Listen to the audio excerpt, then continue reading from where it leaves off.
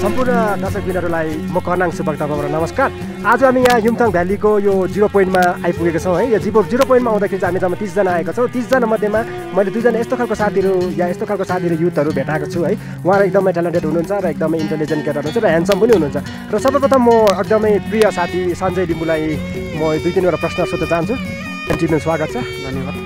तपाईँ एउटा जल्दोबल्दो है फेसबुक पेजमा है साउदेन्स पोएम भनेर तपाईँले एउटा जल्दोबल्दो एउटा कवि नै भनौँ न तपाईँ है, एउटा पोइट हुनुहुन्छ। तपाईँले आफ्नो कलाहरू निकै त्यहाँ छरिसक्नु भएको छ र तपाईँले यसको बारेमा चाहिँ के भन्न चाहनुहुन्छ? यसको बारेमा भन्दा चाहिँ मलाई स्नोको बारेमा लेख्नु चाहिँ मलाई धेरै मनपर्छ र यहाँ साथीहरूसँग 3 दिनको ट्रिपमा हामी यहाँ 0 पोइन्टमा आउनु पायौँ। त्यसको बारेमा म सानो एउटा कविताको लास्ट लाइन भन्नु चाहन्छु। If I do not realise this then winter snow I surely miss भनेर भन्न चाहन्छु। किनकि मैले जिन्दगीमा स्नो देखेको थिइनँ र तर मलाई स्नो हेर्नु चाहिँ मलाई पुरा सानैदेखि एउटा रहर जस्तो थियो। त्यसै कारण म स्नोको बारेमा बेसी कविताहरू लेख्ने गर्दछु। तपाईँ यहाँ आउनुभयो होइन, तपाईँ यहाँ आउनुहुँदा चाहिँ तपाईँ आफ्नो मनभित्रबाट चाहेर आउनुभयो कि कसैको फोर्सले आउनुभयो कि या म साँच्चै नै इन्जोय गर्छु भनेर आउनुभयो कि? र तपाईँ यहाँ आइपुग्नु हुँदा चाहिँ यो जग्गाको बारेमा तपाईँले वर्णन गर्नु पऱ्यो भने चाहिँ के भन्नुहुन्छ? म वर्णन यो जग्गाको बारेमा भन्नुपर्दा छ कम्पेरिजन गर्दाखेरि चाहिँ एउटा स्विजरल्यान्ड एउटा स्वर्गै भन्छु। तर स्वर्ग त हामीले देखेको छैनौँ, तर यस्तो यहाँ हेरेर यहाँको सिनेरियो हेरेर यस्तो लाग्छ स्वर्ग चाहिँ सायद साह्रो राम्रो होला। त्यसै कारणले एउटा मर्नु त सबै चाहन्छ, तर स्वर्ग जानु सबै चाहन्छ, तर मर्नु कोही चाहँदैन। तर यस्तो एउटा धरतीमै स्वर्ग हुँदा किन मर्नु, स्वर्ग हिँड्नु लागि किन मर्नु भन्ने मेरो एउटा इच्छा छ। तपाईँलाई अब अन्तिम प्रश्न चाहिँ सोध्न चाहन्छु होइन।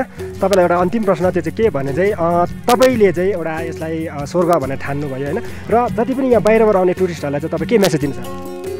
बाहिरबाट आउने टुरिस्टहरूलाई मेरो मेसेज एउटै छ भने एउटा उनीहरू पनि एउटा टाइम निकालेर हाम्रो सिक्किमलाई एक्सप्लोर गर्नु एउटा बाहिरदेखि आउनु भएको छ। उनीहरूलाई चाहिँ एउटा के भन्न चाहन्छु भने चाहिँ यहाँ आएर चाहिँ जसरी नेचरले हामीलाई दिइरहेको छ उनीहरूले पनि कुछ दियोस्, एउटा अब खाएर जतासुकै प्लास्टिकहरू बोतलहरू नफालिदियोस्, एउटा हाम्रो नेचरको प्रकृतिको पनि एउटा ख्याल गरिदियोस् भन्ने चाहन्छु। र यसरी नै आउने दिनमा सबैजना एउटा not only from Sikkim entire वर्ल्डबाट पनि आओस् भन्ने चाहन्छु। किनकि एउटा सिक्किम एउटा नर्थ सिक्किम एउटा बाटो राम्रो छैन, त्यसै कारण मान्छेहरू धेरै प्रब्लमहरू फेस गर्छ।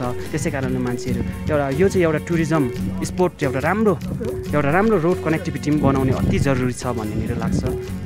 तपाईँलाई धेरै धेरै धन्यवाद। अब भने म अति आदरणीय दर्शकबिन श्रोतागण, म कर्नाङ सुब्बा तपाईँलाई अघि नै भनिसकेँ यो जग्गा एकदमै रमाइलो छ है।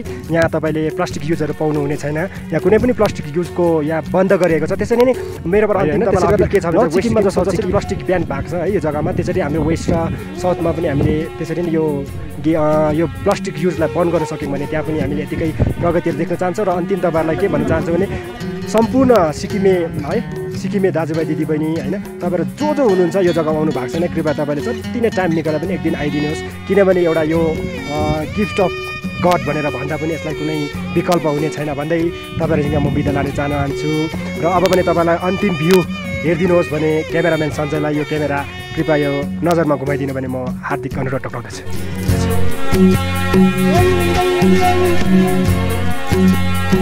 तपाईँले देख्नुहुन्छ है यो युमथाङ भ्यालीको 0 पोइन्ट हिउँले थाकिरहेको छ। हाम्रो समय पनि यहाँ निकै बितिसक्यो, यहाँ क्लाइमेट चेन्ज हुने गर्दाखेरि हामी जग्गालाई छोडेर जाने बितिसकेको छौँ। अब चाहिँ हामी गएर